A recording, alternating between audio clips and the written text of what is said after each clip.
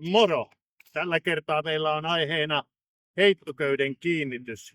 Se on noussut esille, kun uusia kurssilaisia tulee, niin tulokasretkelle on aika monesti tarvii niiden kanssa asetella sitä uudelleen.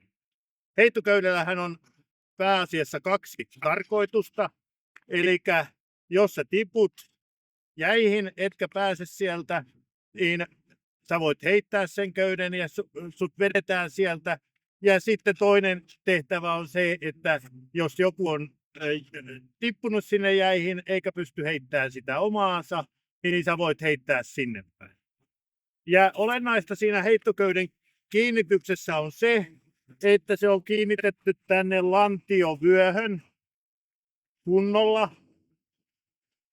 Me näytetään tänään kaksi eri tapaa. Mulla on tässä se kiinnitys menee täällä jatkohihnalla. Tuodaan ja täällä on karbiini, josta saadaan sitten tarvittaessa se irrotettua.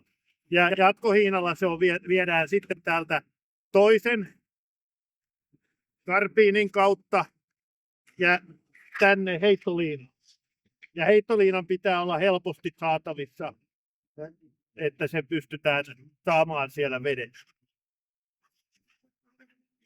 Silloin kun sä itse oot siellä vedessä ja oot heittänyt sen, niin on olennaista, että se tulee se heittoköysi täältä alakiinnityksestä yläkiinnityksen kautta. Kun täältä sitten vedetään, niin se kääntää sitä yläkroppaa siihen jäälle ja se on helpompi vetää sieltä jäistä pois.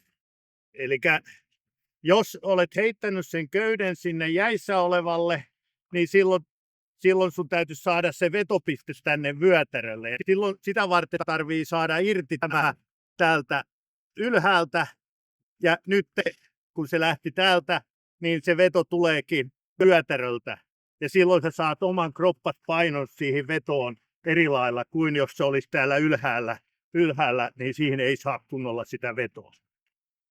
Sitten voi olla tilanne, että joku on loukkaantunut ja vaikka olkapäänsä satuttanut, niin tarvitsisi saada köysi kokonaan pois, ettei tarvitsisi reppua riisua. Niin sen takia tämä karbiini olisi hyvä olla myös täällä alhaalla ja saata sitten irrotettua se.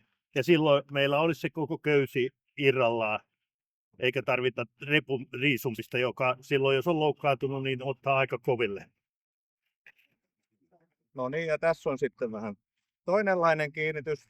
Tässä repussa ei ole nyt sitä jatkoliinaa, niin mä oon tuonut täältä heittoliinasta tämän köyden suoraan tänne vyötäröön saakka näin. Nyt mulla on täällä karbiini, sitä mä saan irti tarvittaessa. Täällä ylhäällä on tää ylävetopiste. Siinä on myös karbiini.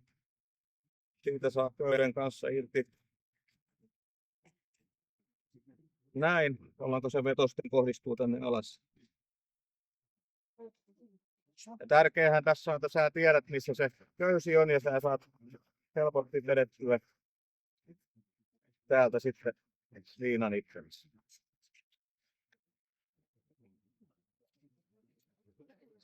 Niin täällä veksillä tulee köysi täältä ylhäältä. Ja on tää yläkiinnityspiste, mistä saadaan karbiinilla irti.